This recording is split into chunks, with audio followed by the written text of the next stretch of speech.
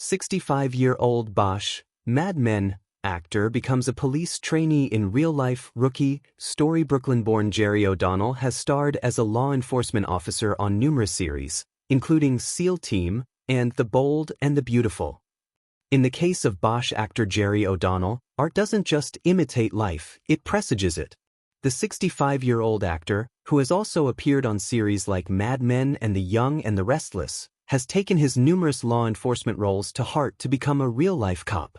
Now relocated to North Carolina, O'Donnell has officially become a trainee with the Asheville Police Department, pending full-fledged officer status after completing basic law enforcement training, passing a state test, and months of field training.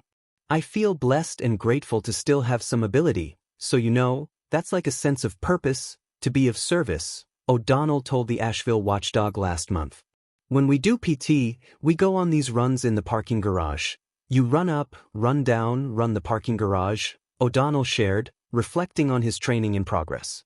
"And then you do exercises, 15 air squats, run up another level. Do 50 push-ups, run up another level. Do 50 burpees." Despite enjoying a full, decades-long career in show business, O'Donnell said the career he's currently preparing to segue into at retirement age has given him a deeper sense of fulfillment. "I always think when you slide into home at the end of your life, you want to be all used up. Dirty, scarred up, a little bloody and spent. Get your daily dose of entertainment news, celebrity updates, and what to watch with our EW Dispatch newsletter." O'Donnell may be new to the police force, but he isn't new to combat training, according to the Asheville Watchdog. He previously spent 4 years in the U.S. Army's 82nd Airborne Division, but caught the acting bug after landing the lead role in a college play. O'Donnell then caught the attention of famed acting teacher Uta Hagen, with whom he studied, and then a West Coast talent agent, with whom he signed, and moved to Hollywood to pursue acting. O'Donnell has appeared in nearly 50 films and series since his 1991 debut on an episode of The Flash. The former actor's big break came in 1998, when he landed a role spanning 18 episodes across 3 seasons of The Young and the Restless. A part on the soap sister series, The Bold and the Beautiful, followed over a decade later, and in the meantime, O'Donnell crafted a specialty in playing tough yet righteous law enforcement officers.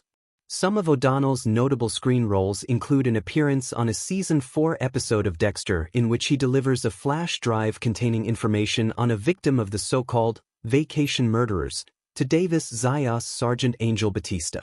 He also appeared as an officer of the law on 3 of the most beloved procedurals of the past 2 decades, NYPD Blue, JAG, and its spin-off, NCIS.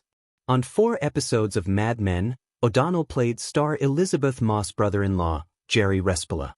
Read the original article on Entertainment Weekly. The Academy smelled exactly the way he imagined youth should: rubber soles, cold sweat, dust, and urgency.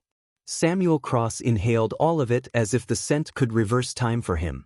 65 was not the age people expected to see walking into the gates of the Pacific Heights Police Training Academy, not unless they were visiting their grandchildren's graduation ceremony, but Samuel had walked in wearing the same face he had worn in the detective dramas that made him famous. The lines around his eyes had deepened, yes, but the stare still carried that familiar mixture of gravel, patience, and storm. Most recruits recognized him immediately. A whisper slithered through the check-in line. "Is that him? The guy from Iron Burrow? That show my dad liked? Why is he here?" He pretended he didn't hear any of it.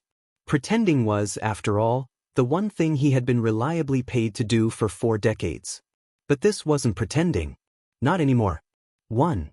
The decision.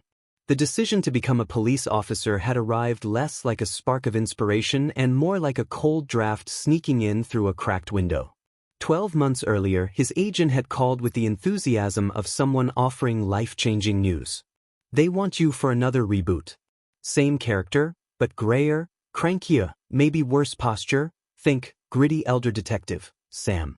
And the paycheck is stupid."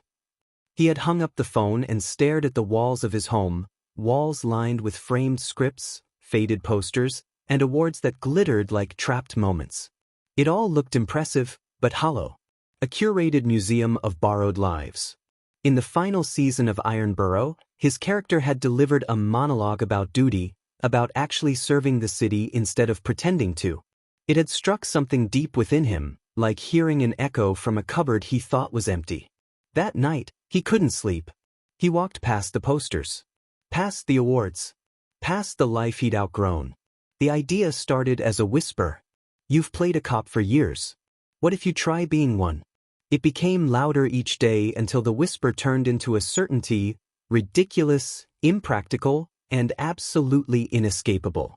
2. The first day. Cross, Samuel, barked the instructor as he read from the roster. Samuel stood straighter than he had in a decade. Here. The instructor, a square-jawed sergeant named Vega, lifted his eyes. One brow rose. Cross? The actor? Samuel nodded, bracing for the lecture, the dismissal, the patronizing disbelief. Instead, Vega only said, "Well, Cross, I hope you're better at following orders than your characters were."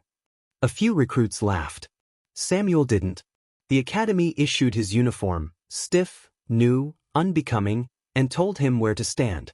The sea of 20-something recruits shifted in uncomfortable glances around him. A freckled young man leaned toward him. "Sir, my mom's a huge fan. She used to watch you all the time.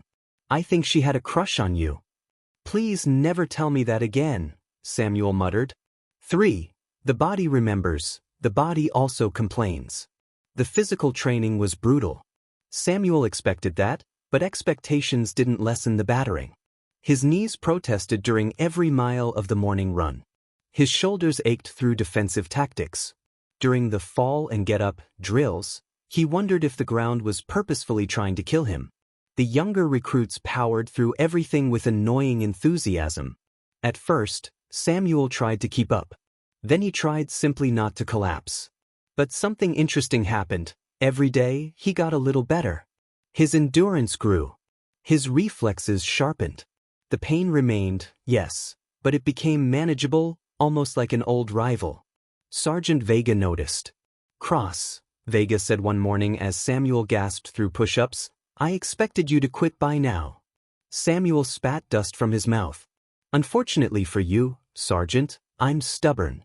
Vega grunted, which could have meant approval or indigestion. Hard to tell. For young partner, old problems. On the third week, the recruits were paired for exercises. Samuel was assigned to Ava Martinez, 24, razor-sharp mind, athlete's build, and something fierce behind her eyes. She appraised him with a mixture of caution and criticism. "You're the actor, right?" "That's what the internet tells me." She nodded, unimpressed. "If we're partners, you better not slow me down." Samuel smirked. "Consider that my primary life mission."